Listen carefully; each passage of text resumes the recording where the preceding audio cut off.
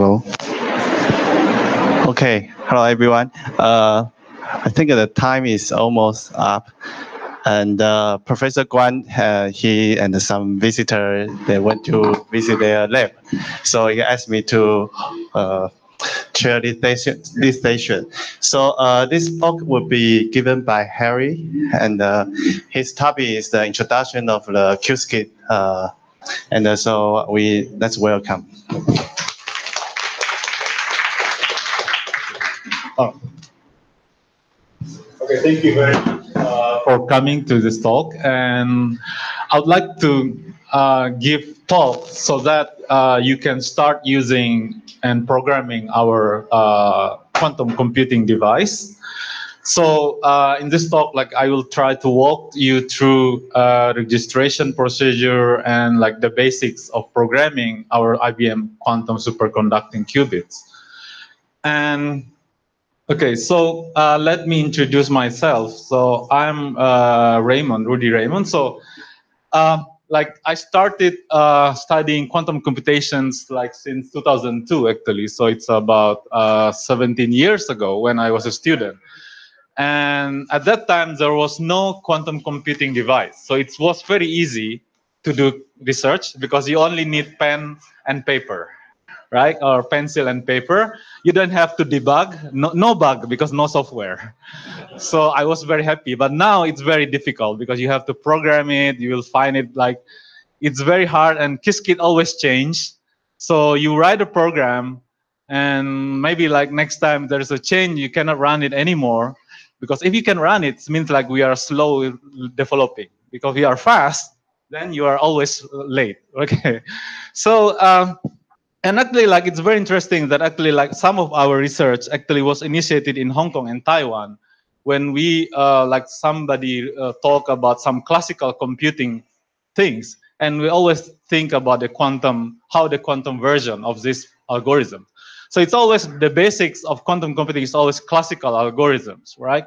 So if you know this classical algorithm, there's always a question how to make it quantum.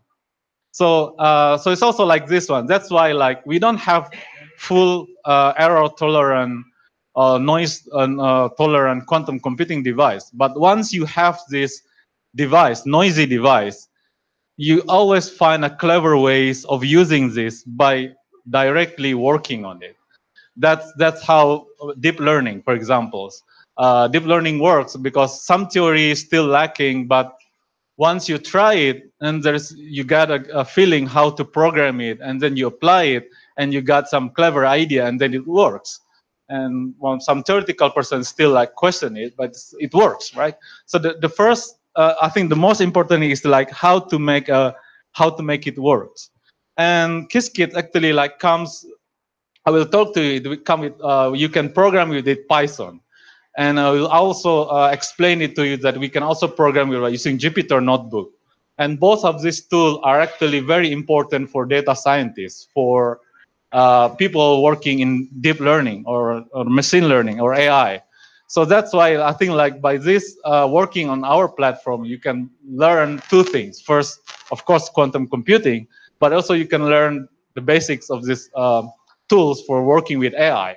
So even if, I don't know, if I'm pessimist, say maybe we don't have quantum computing within the near future, but at least you know how to program in Python and Jupyter Notebooks. You already have an AI tools, right? So, okay, so well, at the end of the lecture, I hope that you can program this. So if you can program it, you can just do Jupyter Notebook and run the notebooks. So it will give you, it will run here, the Jupyter Notebook here. So actually, I prepared this slide.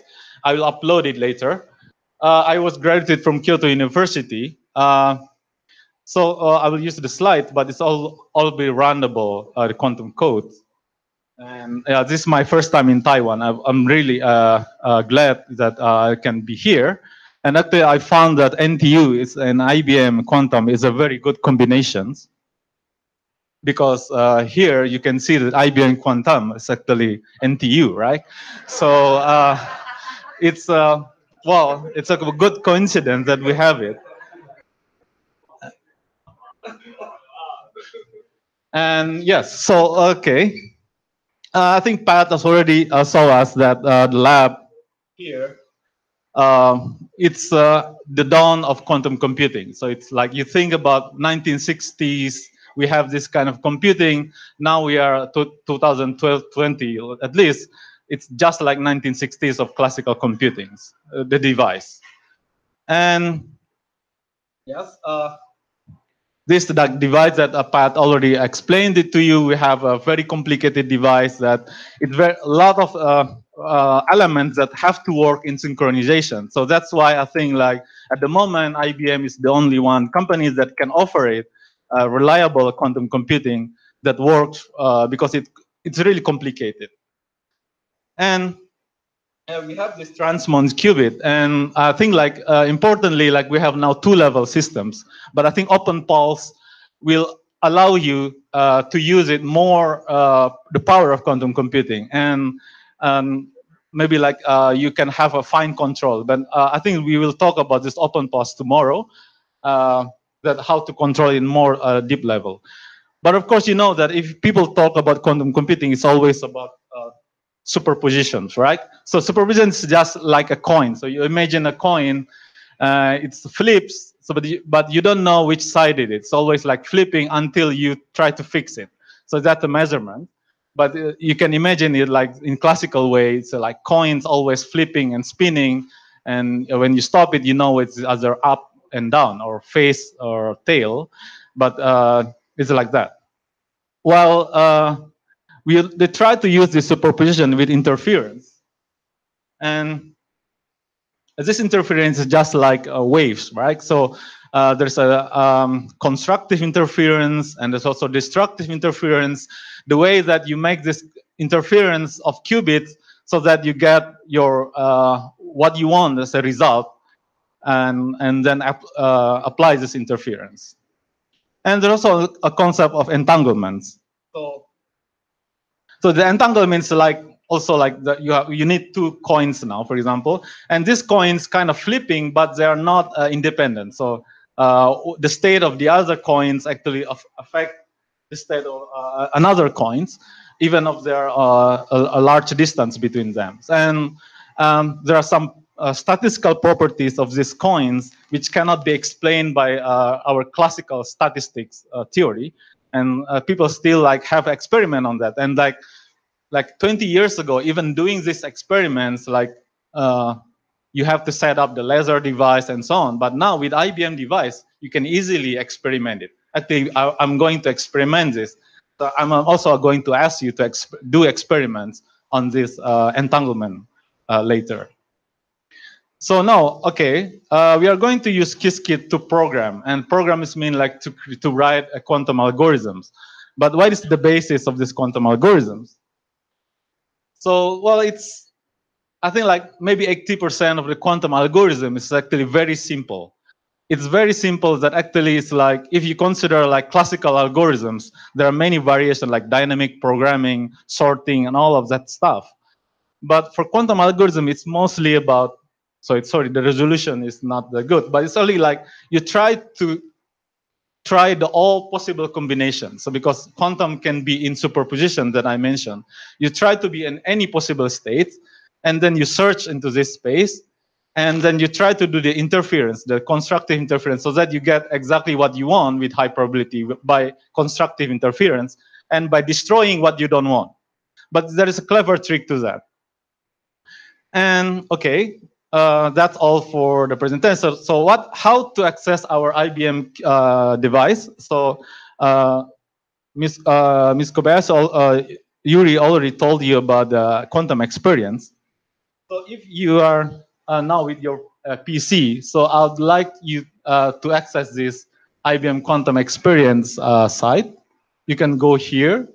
It's well, you can search IBM quantum experience, but it's actually you have these slides, and you have to go. If you have a email address, you can like log in, and maybe like start login, and then if you already registered, you will see like what device you can access. So Yuri already told you about how to access this our 5-qubit device, which you can program by web browser. So you don't need to install anything.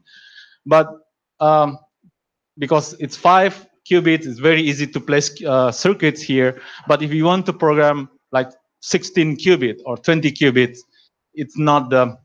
I don't recommend you to do this because it's very complicated. But you need this because you need to have an account.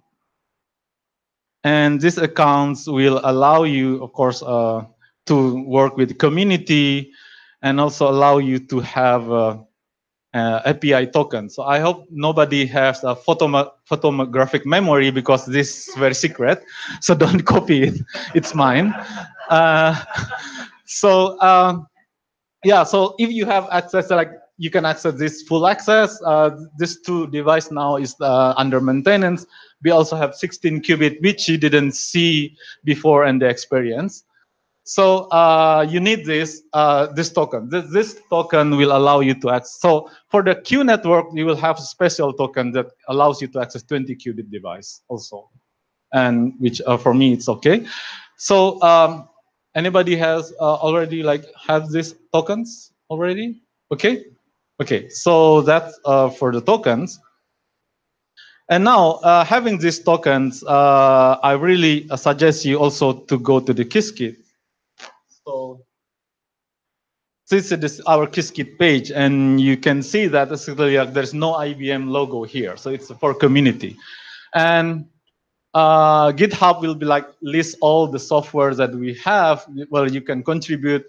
And Slack community is kind of online communities, not only IBM, but any other the communities that you can also go there. And if you already joined, then we have the Qiskit workspace here.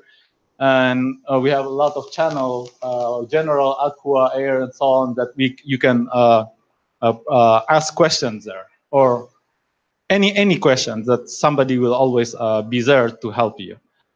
So here, for example, actually, if you don't want to install, say, we do have a binder image which will allow you to access it. So let's say here, if I try it out, it will set up a virtual machines that install all the requirements, but you still need the token that I showed you before to access our device.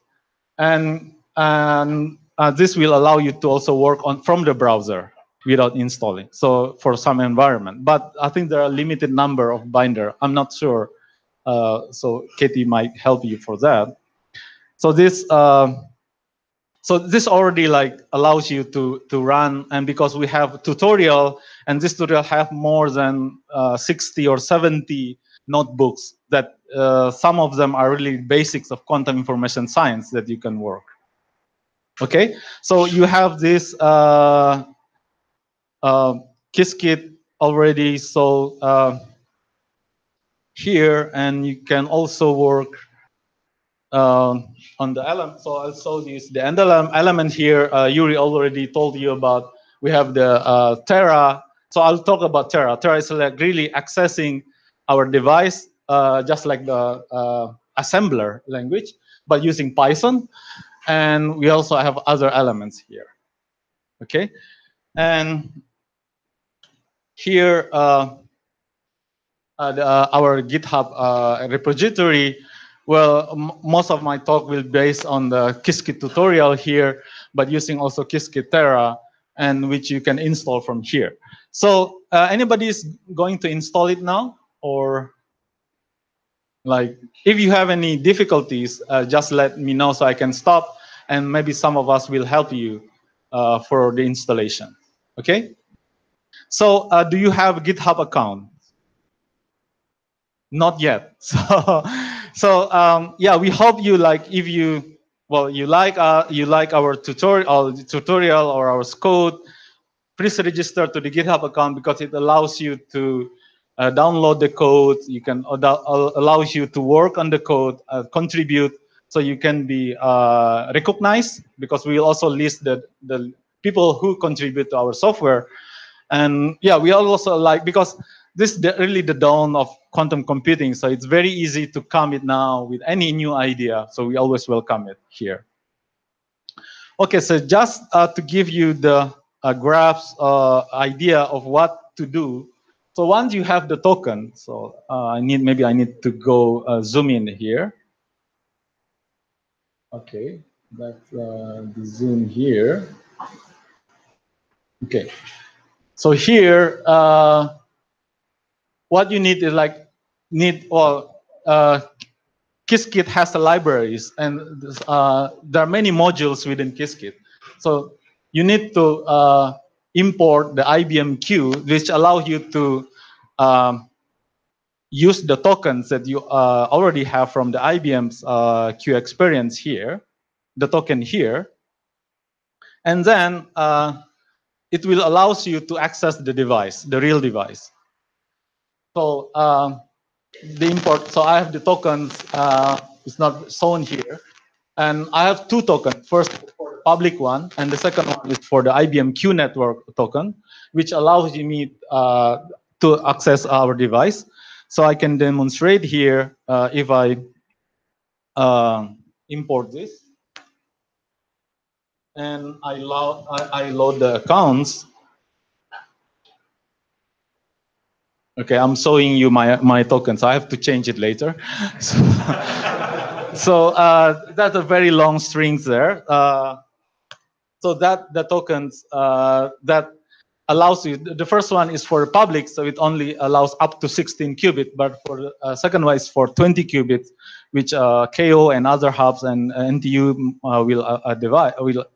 And once you successfully use that, you can always use this, list the backends that you can use. So you can see here, IBM QX4 is 5 qubit device. 16 is also publicly available from IBM Q, and also the simulator. So the simulators, we also have an online simulator that can work up to 32 qubits, and also the 20 qubits here, Tokyo and PocketC. PocketC was released several weeks ago, and also some high-end simulator here. So that's like the choice that you can use if you are, for the last three is for the hub members. For example, you want only to see the 20 qubits device, you can issue this command to list all the 20 qubits device that we have. So here, for example, and there is a function that, for example, if you have many devices and you want to queue your job to the least busy one, we have a function that try to probe the device and see the number of queues. So if you run the device, it actually will put your job in the queue, and we'll put priority on that, and then we'll wait until the queue ahead of you was run. So that's what happened here. So yes, and one thing is you can also run this to look at for the status of the device here. So it will give the status that Tokyo now, IBM QX4 is operational, and there are 27 jobs running, waiting to be run there. And Melbourne 16 qubit device have 67 job queuing. So it's a very long queue there. While I think for 20 qubit, Tokyo PocketC now has 0 jobs. So it's very easy if you are a member, because not so many people are using it. But for public, you have to wait quite a long time. So it's there's a way to manage it, which I will explain it later. But you can know the status of the device by looking at the backend status, and then try to queue the IBM Q.backend for simulator false here, and you get the status of each our device. And you can do that 24 hours. Okay, so that's all about the backend status. So, and to do that,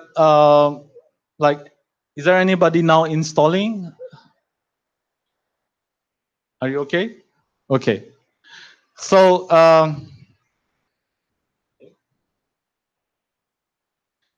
that's actually what you are accessing is an image of the laboratorium, but I think Pat knows more about it. And yeah, so when you have this token, you can explore the world of quantum, right? And it's a great universe there. Okay.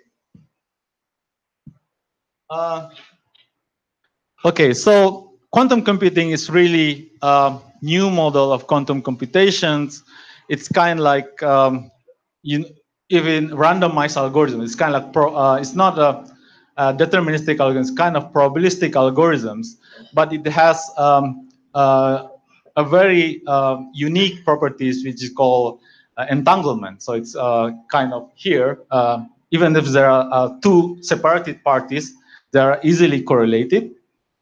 So if we use this entanglement in a good way, we can have a advantage, which we call quantum advantage. Now, how to program our quantum computing? It's very easy. Just imagine how you program in C or Python. First, you need to define a variable, right? What you want to where you want to store the computation and what you are going to process. So in Qiskit, it's also like well, it's modeled in quantum circuit, but essentially the quantum circuit defines the order of your operations, just like sorting, for example. So what's the order? For instance, it's like we use quantum circuit here, and the variables that you're using to use is quantum variables, which is called quantum register. It actually consists of several quantum qubits, or one or more quantum qubits. And classical register is also classical bits, which is like 0 or 1. And execute will as a function that will execute your circuit, your programs here. So you need these three import libraries. So we are going to so this is like a Python's function that you're going to import all the functions that define in Qiskit. So we are importing the quantum circuit register, classical register, and then let's say like we just work on one single qubit. So it's always start with one, right? So one qubit here. So quantum register using one qubit, we call it Q, variable Q, and classical register, one bit as a C here.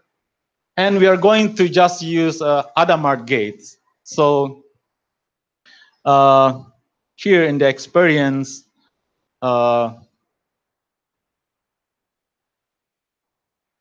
it's similar to this. Sorry.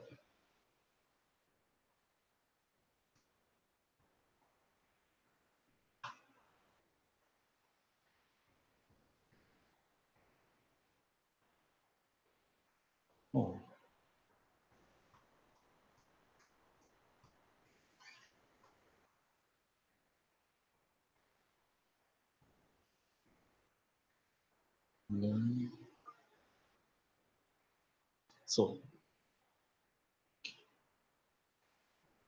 So if you, Yuri has told you that if you do this Hadamard gate here, right? So that's what you apply Hadamard gate to the first qubit here. It's actually the same here. It's like you have to write it. You define one qubit, one classical bit, and you do the here Hadamard. So you define a quantum circuit that use the qubit and classical bit to define, and do the Hadamard gate here. And then you run it by this program here.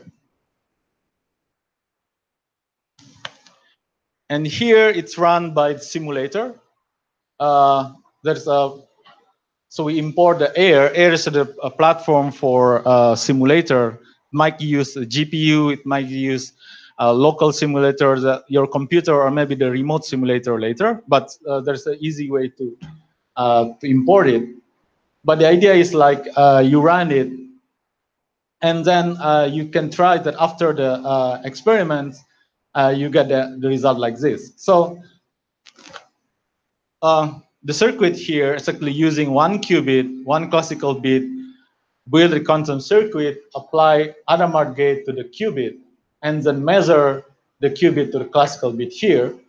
So the quantum circuit, if you, it's a draw function, if you draw it, you have this picture. So it's actually apply this Adamart gate here and then measure and store the measurement result to the classical bit. And when you run it, you get this. Well, approximately half 0 and half 1, just like expected. But this is like simulation, right? Okay. But we want to do entanglement. So for the entanglement, this is what you need to do. You need at least 2 qubits for entanglement, because there must be 2 different qubits that is entangled. So define 2 registers of quantums. And then here we build a quantum circuit we call Bell quantum circuits. We apply Adamart gate to the 0, 1 here, and the control nodes with the 0 as a control here, and the second qubit as a target. So this is the device here. So that will give you here. So actually, like if you omit this MPI, matplotlib, it will give you a default. It's written using text, so simpler drawing circuit there. So matplotlib here is giving nice.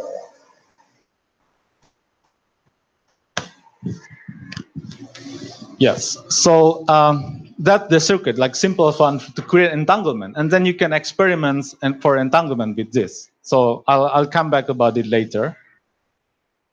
So it's very easy to do that and do other more complicated circuit, just like what I show here.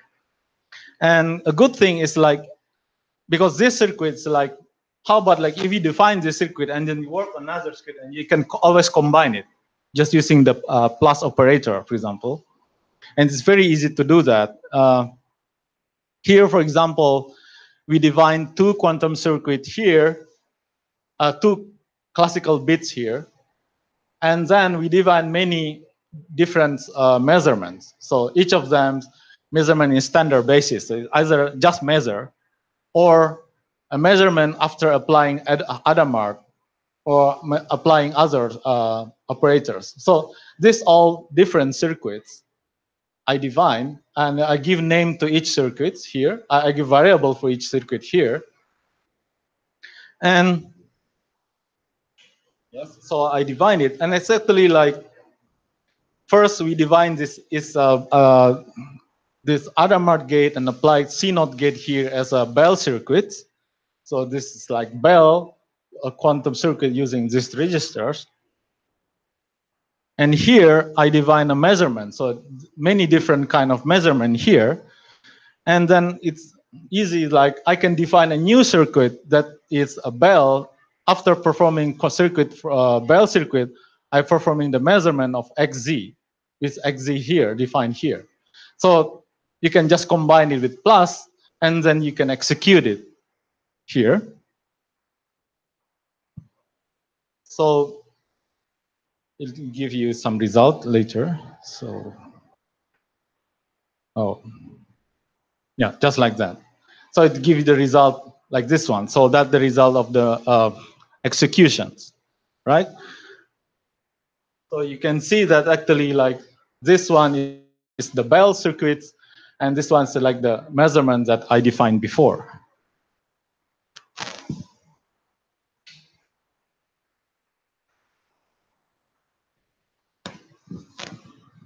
Okay, so that's an easy way to do that. But that's simulator, so it's a very perfect, in the perfect world simulator, that's what you get. If the number of qubits is small, well, you can do that in your computer. But what happens if we do that in our device? So it's very easy, just change the backend, just change the device. The same circuit, it's already built there. What you need is just change the backend here. So let's see, because IBM QX4 now seems to have a lot of Q. So we see that we have 67 at the moment here, the status here. Okay, it's running. IBM QX4 now have pending job 28, and Melbourne has 68. So it's quite long. So let's just use the IBM Q20 Tokyo or POCAP-C here. So it's here we can change uncomment this and use the POCAP-C here. So I'm going to use the IBM Q POCAP-C, get the backend and store it as device. And then I will perform this Bell measurement by using measurement on the Bell basis. So, and we'll just execute it and get the result. So let me run it here. So it's saying that it's running on the POCAP-C and the job is being initialized and sent to the server in Yorktown. So it's going to be executed. When it's finished, you will get the result because we perform Bell circuits, perform measurement and get the counts, and then we'll get the histogram. So it takes some time. So let's be patient for that. Okay.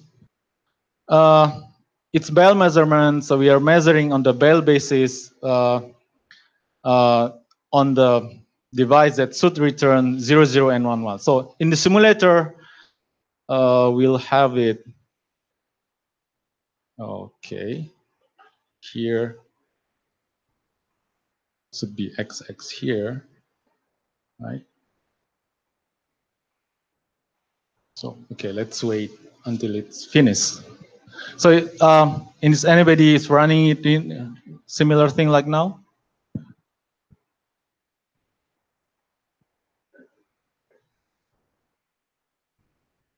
Okay.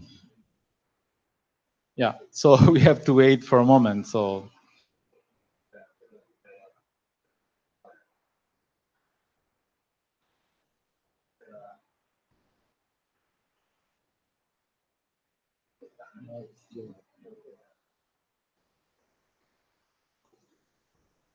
okay, that's what we got here.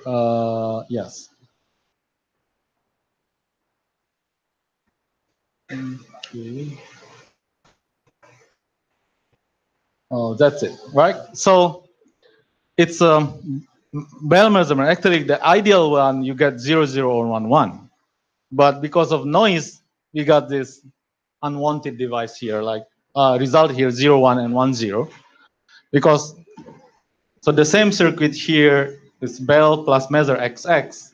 If you try to do that in the simulator, right?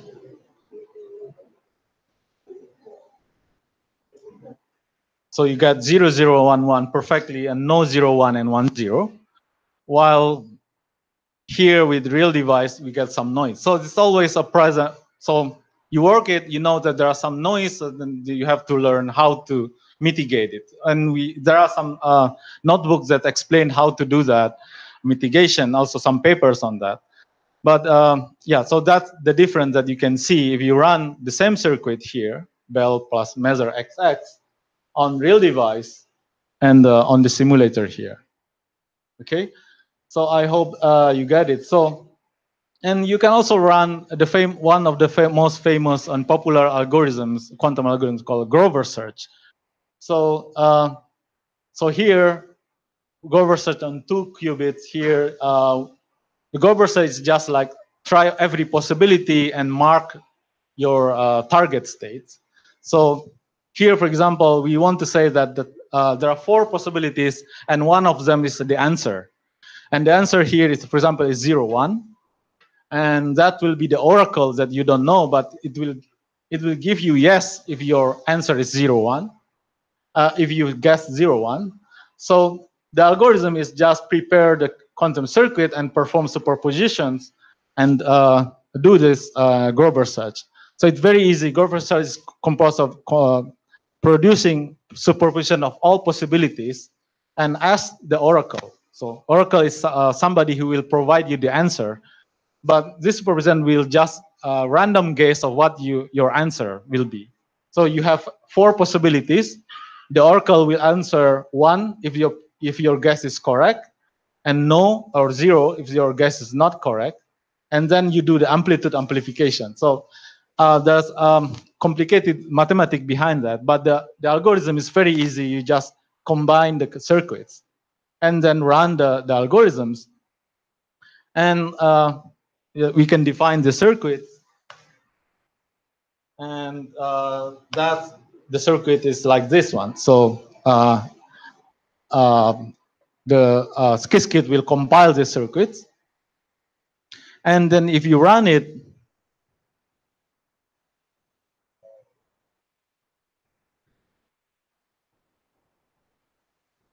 and you get this result, which is 0, 1 with perfect probability, because you're using simulator here, right?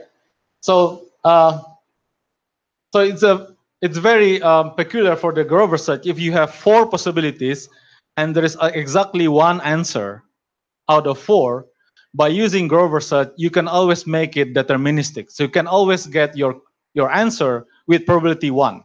So that the simulator shows you that after applying, just by asking 1 times, you can determine which one out of 4 your answer. While classically you need more than 1 query. So that's one of the power of quantum computing, by less number of query. So if you say query is like asking the search engine for your questions, actually you can ask less number of questions to the quantum oracles. So that give you for class simulations. But if you do that on our device, well, I've already run it. It has some error here, but it still gives you the correct answer 0, 1 with high probability, while the rest of one is due to the error, to the noise. So you can see that the circuit here, it has like this control Z here. So control Z will decompose into C nodes. So it has at least 2 C nodes. It has other circuits. The longer the circuit you have, the longer the gate, the more the gates, the more the noise. And running quantum Grover on that will introduce errors. So this one is like ideally this should be 1. No, this true 3, the other 3, but you will get this noise if you do the quantum noise. So actually, like by using Qiskit, you can always have all the. So the noise is like, the importance is like you can characterize the noise. You can know about the noise from our API here. There's a device there. You can get a function of backend monitor, and if you run it, a lot of it will output all the variables or the parameters of the noise here for you. So this is like our 20 qubit device. It has the connections, all the CX T1 time, T2 time, and so on. So it's very convenient for researchers who want to do experiments with this. Okay. Do you have an idea or method to estimate, okay, based on how big this arrow given on the table, and then how many gate, if I want, how many gate I run, I will get how much arrow I will get. So you have? How to determine, okay, given the arrow on the table or on the machine? Yeah. And then can I, based on this, to give an estimate how much error I will get after how many gates? Yeah. Is it because we need to estimate? Then I know how many gates we can perform. So something like that. One short answer for that is like how many gates you have. For example, each gate consumes some time, like T1 time or sometimes, right? For like clock. Yeah. And the T1 times actually like defines like how long, how many gates you can apply. Right, not just the error, but I think Richard should correct me if I'm wrong. So right now, there's depending on the type of gate as well. Is that my feedback? Sorry. Depending on the type of gate as well. But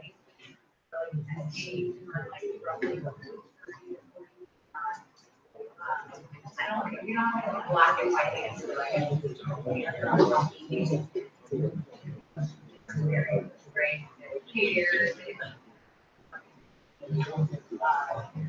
this is something we have, there's physical limitations of the system. We have kind of like the gate depth that you know that needs to lack for on the gate depth for gift, but it's not a black line. The trade is we have tried to give you additional information so that you can try to look at what the limit is, how many things you can run, but it's not a black line. So I think like that will be one of good way of contribution, right? To write a compiler that can estimate it. So yeah, we do have some research on that. Actually, I try to find like this one, like trying to run on the sign device, but actually you can choose where to run on your qubit. So for example, if you need 5 qubits only, but you have 20 qubits, you can try to choose 20 out of 5. And based on these gates, actually like which pair of qubits, like it will define like based on your circuits. So actually we try to, so it's kind of compiler work to do that. So if you remember that some of our research talk about quantum volume, so this quantum volume actually also depends on the compilers. So I think like there are many groups now working on the compilers that also link to our Qiskit. So it's just like the old compilers, right? So and we're trying to be more sophisticated with the compiler, but the last release of Qiskit, it'll break down kind of your entire circuit and tell you what it breaks down to.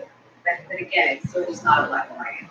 Yes, I think it's an active research for that.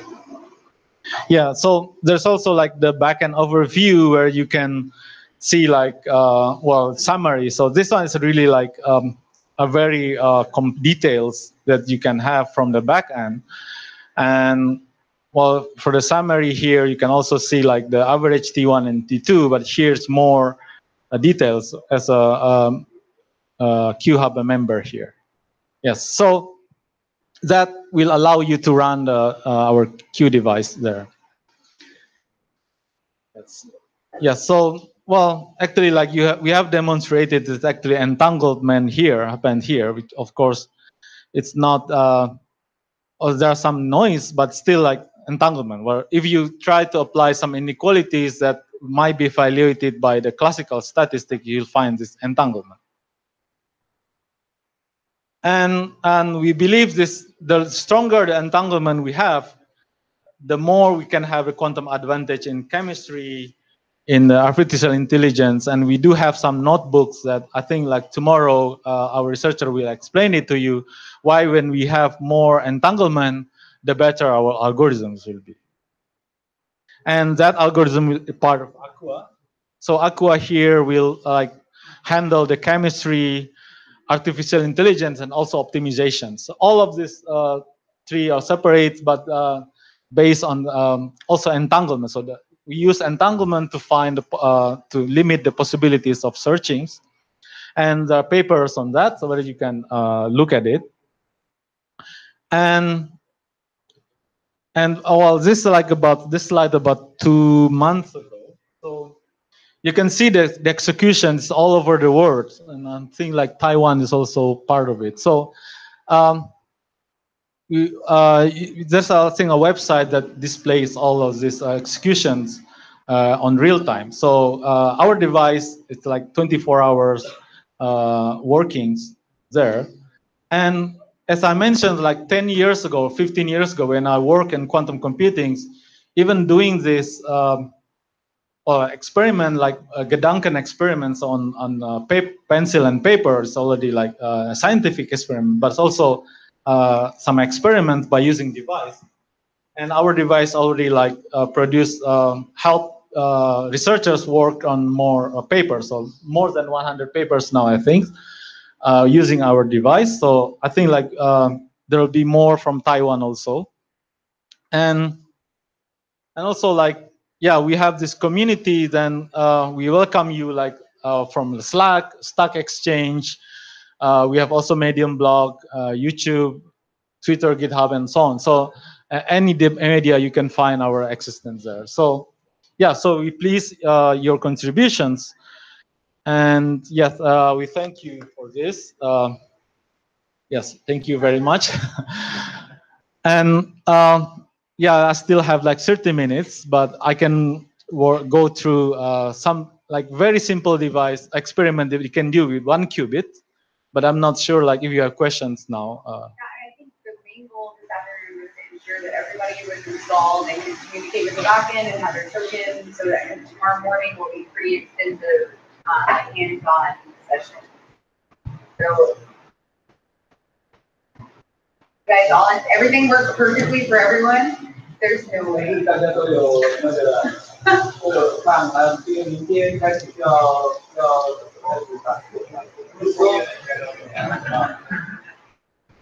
think they are okay because we get them homework. Oh, really? Yeah. So the homework is to run. So actually, this talk, but Run with some simple script, okay, from the so they need to register and all that. Yeah. Is there any feedback on how the installation went? Did everyone have a pretty easy time, or was it confusing or difficult, or? so the way to install it, I think, like go to the Qiskit tutorial here. I mean, they're saying they've all done it. So I'm asking for feedback. Okay. It's easy. We want it to be easy. If it's not easy, tell us, so we'll make it easier. Yeah. It seems like it was very easy, or they're just very nice. Okay, great. Yeah. So there is a tutorial how to install it, like using Conda, and yeah. So all what you need to do once you do this for the tutorial for tomorrow, you're ready to run it.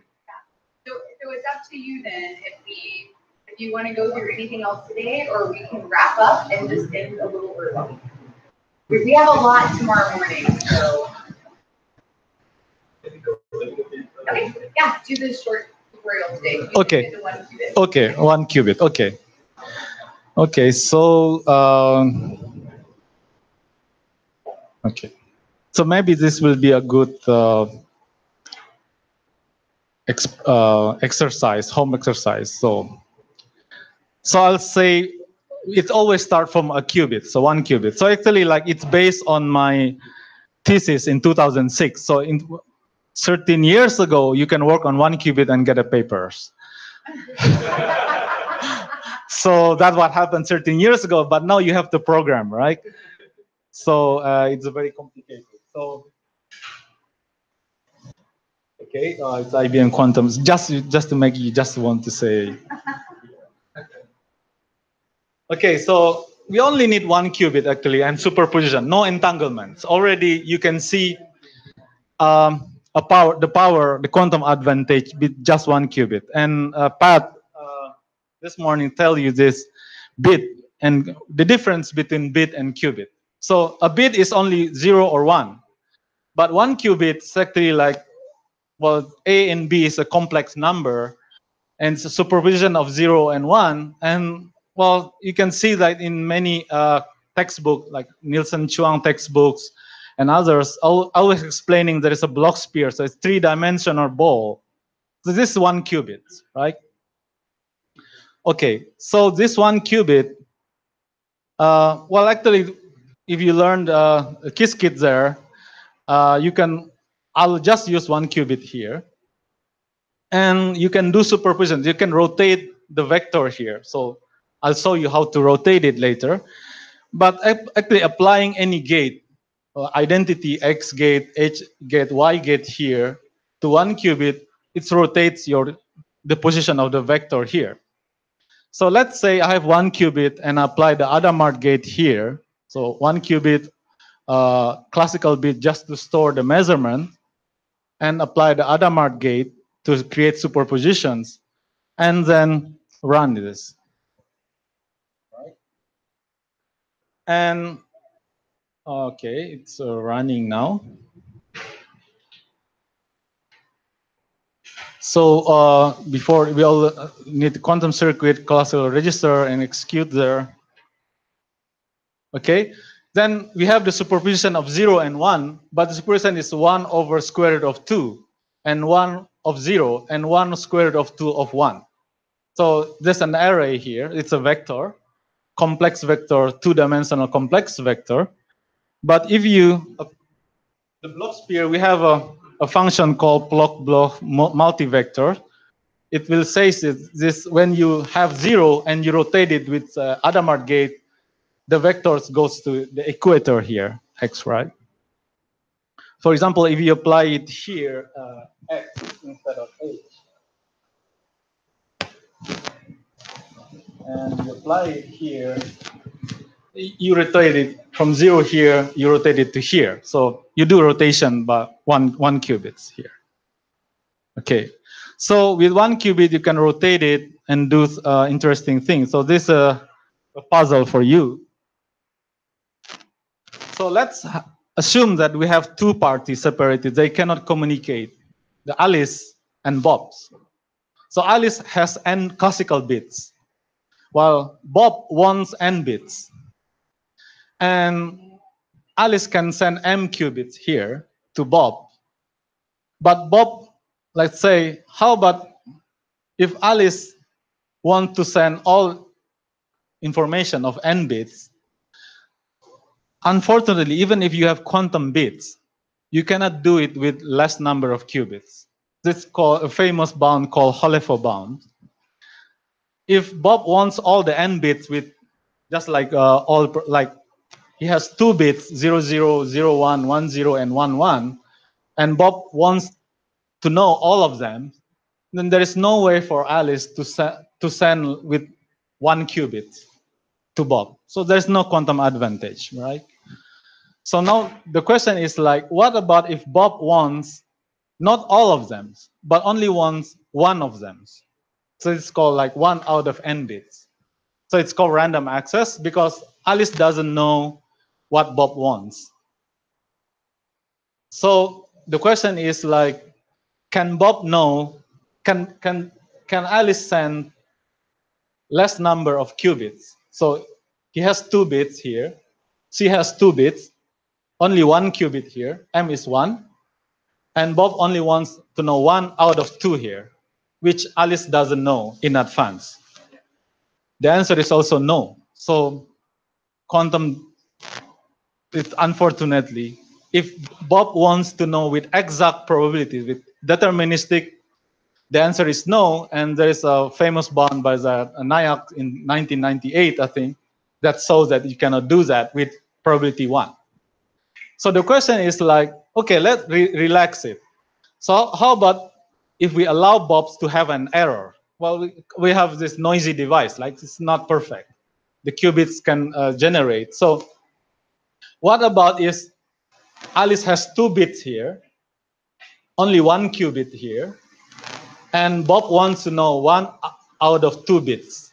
So maybe the left one or the right one, but Alice doesn't know in advance, but she has to send 1 qubit, and then Bob can decide later either to choose the left or the right, right? Classically, you cannot do that. So there's a proof of that. So if only 1 bit here, so not qubit, forget about quantum, only all of them are bits. He has 2 bits, Bob 1 bit, only 1 bit of channel communication or 1 bit of storage memory. There is no way to do that in classical, even if we allow some probability, some error probability. But in quantum, you can do that. With only 1 qubit, Alice can send 2 bits of information so that Bob can choose left or right. So, and then Bob can be certain with probability better than coin tossing or random guess. So this is called quantum random access coding. We call it like n qubit. You want to encode n bit of information, n bits here, with m qubits with success probability better than random guessing or better than half. And you can experiment it with this our device with only 1 qubit. And it's already quantum advantage for the communication or for memory, because you can store bits with more bits of information into 1 qubit. And a good thing about, well, the side effect of this is like, if Bob decides to see the right bit, he cannot obtain the left one anymore. So it's kind of like hiding the other information that Bob like didn't want to see. So it's a very nice property of quantum communication and informations. And we can do experiment on this. So, and actually only use 1 qubit here. So now I'm loading the accounts and see the backend that, so I can use all of this here. But actually the encoding is just using the rotations, just using the different superpositions of 0 and 1 here. So if Alice wants to send 0, 0, Alice will prepare the state 0, 0 here, which is the superposition of 0 and 1. So that 0 is cos over pi over 8, while 1 is sine pi over 8 here. And 0, 0, 1, 0, 1, 1, and 0, 1. So there are 4 possibilities of quantum state that Alice can choose. And there are only 1 qubit of superposition, right? So 4 different states there. And it's actually, you can realize this quantum state by just rotations. And this rotation actually, well, you need some coding here. So it's 1 qubit for encoding the here. And for each encoding of 0, 0, 0, 1, 1, 0, and 1, 1, you apply different rotations. So you need some, well, for loop here to define all these rotations there. But the idea is like the circuits here. So there are 4 different circuits that I prepare. Circuit for preparing 0, 0 states, 0, 1, 1, 0, and 1, 1. And then we can experiment on it. So here, Alice encodes 0, 0. This is the state that Alice prepares. And this state is actually, if you define it in the, if you want to plot it in the block sphere, it's actually like on the, call it XZ planes, right? This XZ here, there is a state here, 0 here, rotate here by 45 degrees from here. So this state for 0, 0, and 0, 1 is all this state. So I already prepared it, so 0, 1 is here. 1, 0 is there, and 1, 1 is there. So 3-dimensional ball, we have 4 states that lies on this XZ plane, and that each of these 4 is defines our vector for 0, 0, 0, 1, and 1, 0.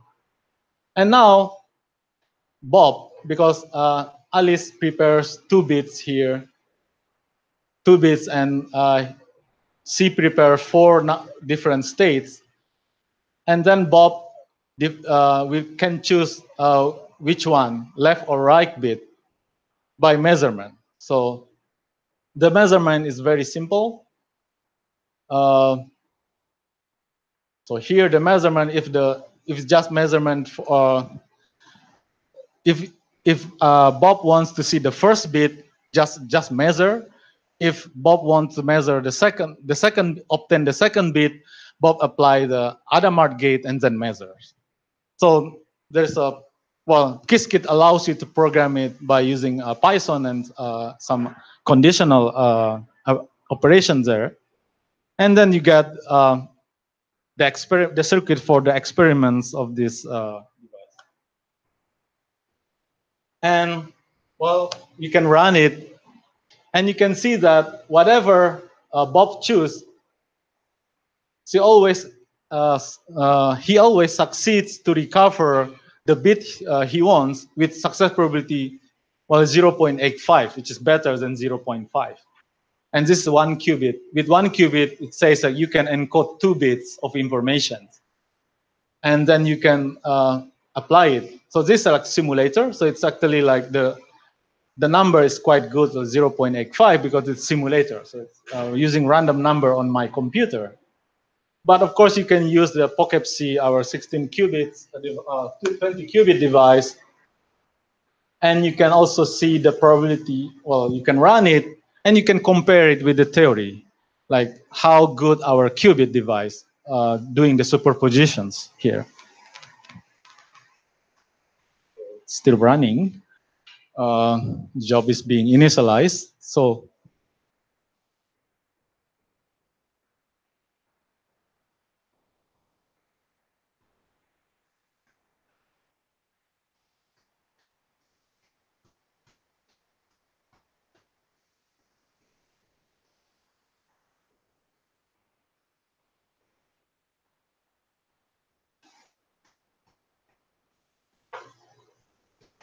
Yeah. Well, I ran it before. So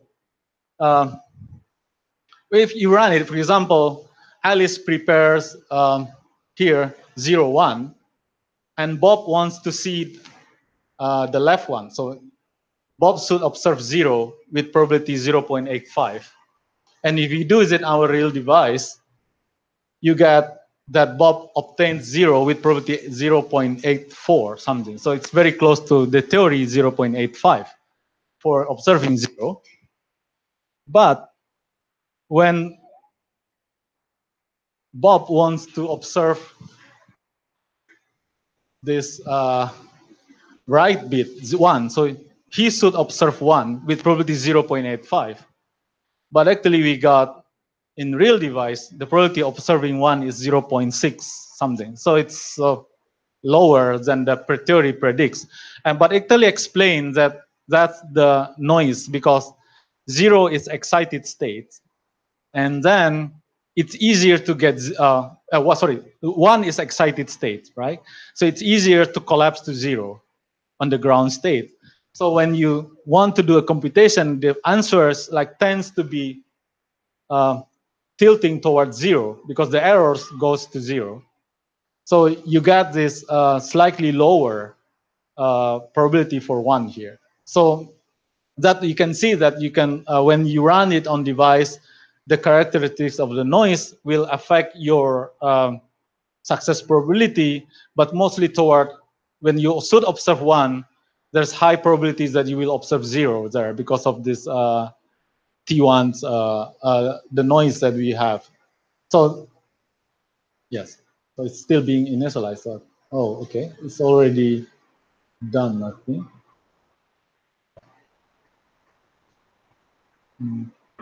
Okay. Okay, so good thing is actually like I talk about 1 qubit. So actually, I think even now there's also an active research on this quantum random access coding.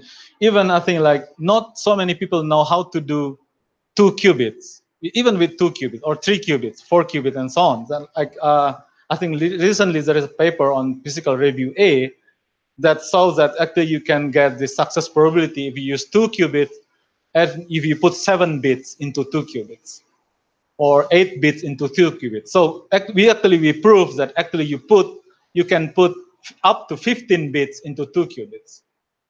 So, and actually you can also put 3 bits into 1 qubit. So the idea is like if you imagine there's a ball is 1 qubit, you can place 8 points, a cube inside the ball, and the corner of this cube corresponds to the encoding of your 8 states, which you need for encoding 8 possibilities for 3 bits. And we prove that you cannot put 4 bits into 1 qubit. It's impossible. That's the limit. And for 2 qubits, you cannot put 16s, but you can put 15 or something like that. But nobody knows the construction. But up to recently, like 1 year ago or 2 years ago, a guy in Finland, a PhD student, saw how to do that in 2 qubit. And actually, like we do have some papers that improve it and show it in our device. So if you're interested, you can see the notebook here. Actually, it's part of the Qiskit tutorial notebook on the single qubit quantum random access coding. It shows you all the theory, how to do that, and the experiments, and so on. So actually, like I hope that if you do experiments, you can publish it in our environment in GitHub, so people can run it also and confirm it. So we also can run it. So even with small quantum device, there are many things you can do, explore, and there are many open problems. So it's a very exciting world because now you can try to run it while learning and also while researching. So I think that's all for my presentation on this. So even like what you can do with small device already, like you can publish papers on this. And it's an interesting thing because it turns out this quantum random access device, you can use it for generating expanding random number generator, because when you prove it, actually there's a quantum device of 1 qubit or 2 qubits, then you can test it if it satisfies some quantum random access coding and use the unpredictability of quantum random access coding for generating random number or for expanding random number. So I think this will be a very interesting use of quantum device, for example, for certified generation of random numbers, for example, and so on. So there are many ways to explore, but one way to do that is you start programming it and start having our account API token. So I really encourage you tonight to get the API token, get the tutorial running, so tomorrow we can play more algorithms on that. Okay, thank you very much.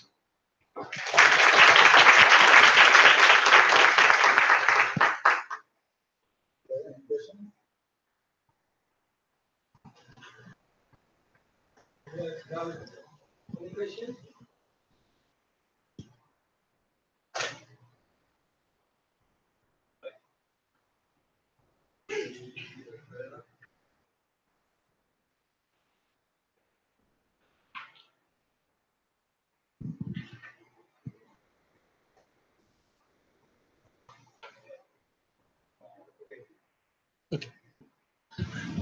I have a question that because our engineer that they try to do is that they try to do hybrid simulation. So he said that if you do hybrid, then you need to submit a job a lot of times, but just a short, small job. So how can we, any better way to handle this kind of? So actually, like in these examples, actually you run many circuits at one job. So actually, like here, actually, like I append so circuits here is one list. I append many circuits here, and actually I run it, all of them at one job. So actually one way to do that. If you have a you create a job, and this job will consists of list of circuits, and it will run as one job, right? Right, but I think what you're saying is like, I think what you're saying is like with VQE, you have to run something, get something back, send it somewhere else, and then run it again. I think that right. Yeah, the interactive way. But the Aqua has a module that encapsulated, so you don't need to worry about this, right? So,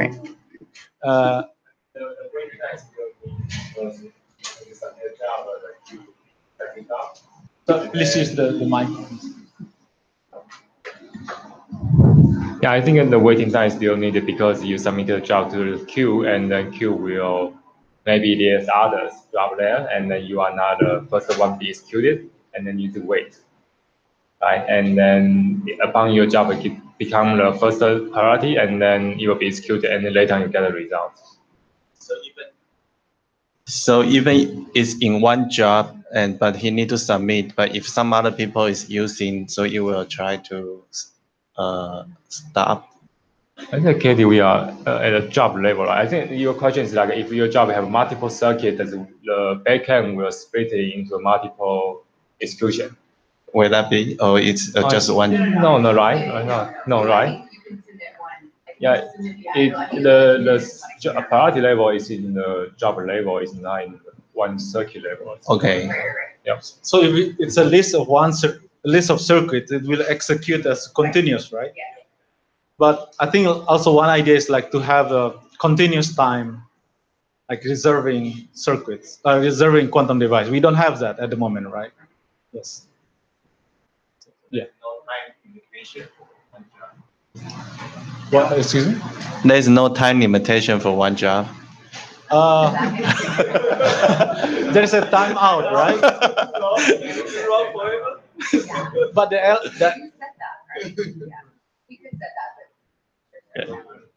I think for if you create problems, maybe we think about it. Okay. All right. Thank you.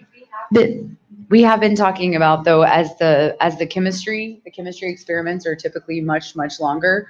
As we progress in that space, we have been talking about how to kind of reserve the system for some piece of time to ensure that some of those longer experiments get run. We don't have that figured out, but we are thinking about it.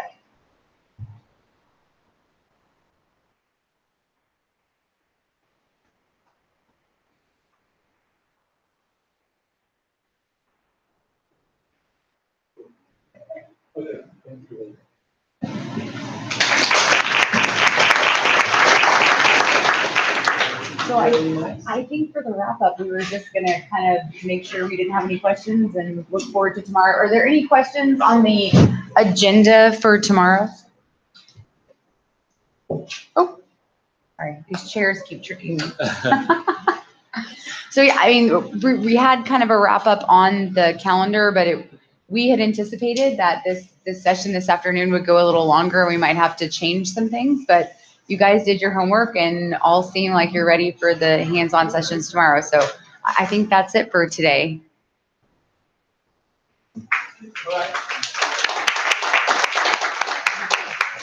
Tomorrow we'll start